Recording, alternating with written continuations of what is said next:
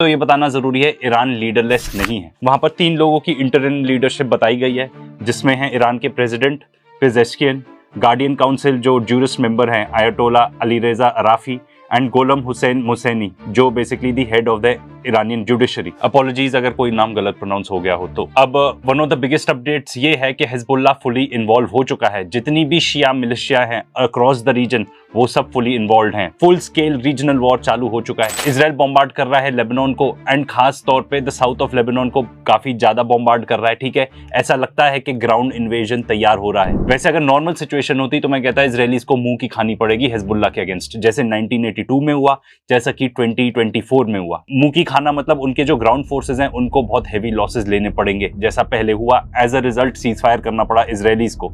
Israelis अगर cease fire कर रहे हैं मतलब आप मान जाओ उनकी हालत बहुत पतली हो गई थी। एंड हिजबुल्लाह के बारे में बता दें तो उनके पास कोई एयरफोर्स नहीं है, कोई एयर डिफेंस नहीं है।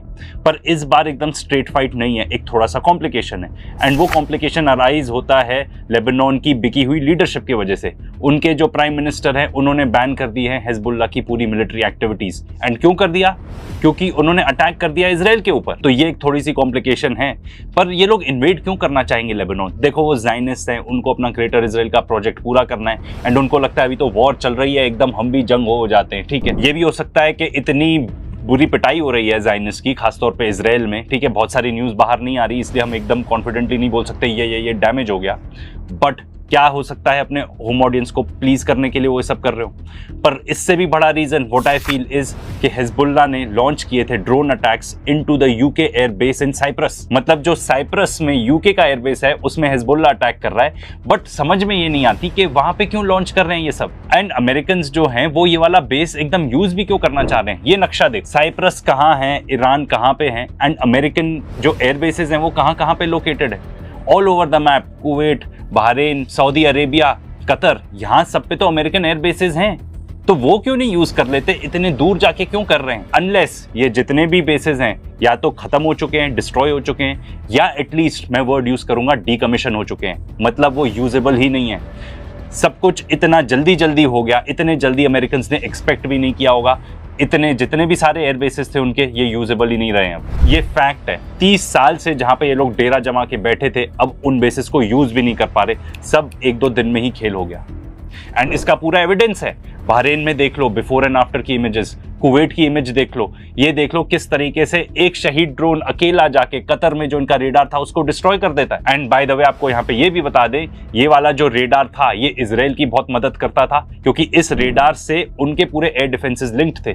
तो यहाँ पे रेडार डिटेक्ट करता था इनकमिंग कौन सी मिसाइल्स हैं, एयर डिफेंस सिस्टम को इन इजराइल फीड करता था। एंड इसलिए इस टाइप के में भी आपको वीडियोस भी सामने आ रहे हैं, हमको भी टेलीग्राम चैनल पे इस पे लोग भेज रहे हैं कि ये देखो दुबई से American are fleeing, maybe because वो जो बेसिस हैं वो यूजेबल है ही नहीं। Israelis air bases perhaps intact हैं क्योंकि ऐसी कोई एकदम न्यूज नहीं आई है, बट वी डोंट नो। तो ईरान ने बहुत समझदारी से प्ले किया, एकदम दिमाग के साथ लड़ रहे हैं वो ये वाली वॉर। आसपास जितने भी बेसिस थे उनको डिस्ट्रॉय कर दिया। नहीं तो और क्या रीजन है कि ये लोग साइप्रस में जाके all the way airbase use कर रहे हैं? क्या बाकी एयर बेसेस यूजेबल नहीं है? इसका मतलब तो यही निकलता है इतने दूर से आएंगे, 2-2 बार एयरक्राफ्ट्स को रिफ्यूलिंग करनी पड़ेगी, इतने ज्यादा रिसोर्सेज लगेंगे। इसके अलावा अमेरिकन की हालत क्या हो गई है, जगह जगह जाके बोल रहे हैं कि भाई हमें अपने एलाइज को बोल रहे हैं कि हमें अपना एयरबेस दो यूज करने के लिए, भगते फिर रहे हैं। स्पेन ने मना कर दिया कि हम अपने एयरबेसेस यूज नहीं होने देंगे। Hats off to these guys, कोई कुछ तो कर रहा है भाई। एटलीस्ट कुछ ना करो, इन्वॉल्व मत हो वॉर में, बट एटलीस्ट इन लोगों को सपोर्ट तो मत करो। तो इसीलिए हिजबुल्लाह को रोकना बहुत ज्यादा इंपॉर्टेंट हो गया है अब। इसलिए बहुत बड़ी बैटल लड़ी जाएगी लेबनान में, क्योंकि लेबनान से ज्यादा क्लोज है साइप्रस। हिजबुल्लाह के पास थाउजेंड्स ऑफ मिसाइल्स हैं, अभी भी उनके पास ड्रोन्स हैं। अगर मान लो ये जो साइप्रस का एयरबेस है इसको भी खत्म कर देते हैं, फिर क्या होगा?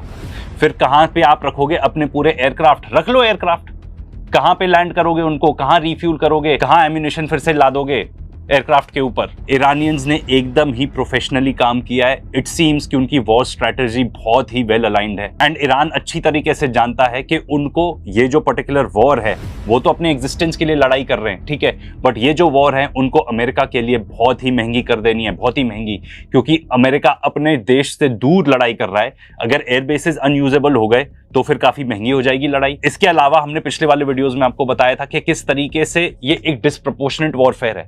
यहाँ वहां से ड्रोन फेंका जा रहा है $20,000 का, एंड वहां से मिलियंस ऑफ वर्थ की मिसाइल्स यूज हो रही हैं उन ड्रोन्स को खत्म करने के लिए। अस्सलाम वालेकुम नाज़रीन, चैनल को लाजमी सब्सक्राइब कर लें, हमें आपकी सपोर्ट की ज़रूरत है। मज़ीद वीडियो कुछ सेकंड के बाद आपके साथ शेयर करते हैं। भारतीय तज्ज़ियाकार खुद मान रहा है कि ईरान कमज़ोर नहीं हुआ, बल्कि उसके पास अब भी मिसाइलों का बड़ा ज़ख़ीरा मौजूद है। तो फिर सवाल ये है कि अमेरिका और इसराइल की स्ट्रेटजी कहाँ फेल हुई। अगर वाकई मंसूबा ये था कि 2-3 दिन में सब कुछ ख़त्म हो जाएगा और आयतुल्लाह ख़ामनेई की शहादत के बाद ईरान बिखर जाएगा, तो ये ज़मीनी हकीकत उसके बरक्स नज़र आ रही है। ईरान ना सिर्फ खड़ा है बल्कि जवाबी कार्रवाई में अमेरिका और इसराइल और खित्ते के इत्तेहादियों को भी नुकसान पहुंचा चुका है। सबसे अहम बात, जंग के सिर्फ 2 दिन बाद ही अमेरिका की तरफ से सीज फायर और मुज़ाकरात की बातें आना, ये खुद बहुत बड़ा सवालिया निशान है। ये साबित करता है कि ईरान को कमज़ोर समझना एक बड़ी गलती थी। ताकत सिर्फ हमला करने से नहीं, बर्दाश्त और जवाब देने की सलाहियत से भी पहचानी जाती है। तो यही बात भारतीय तज्ज़ियाकार भी तस्लीम कर रहा है। तो चलिए आपको आगे की वीडियो दिखाते हैं।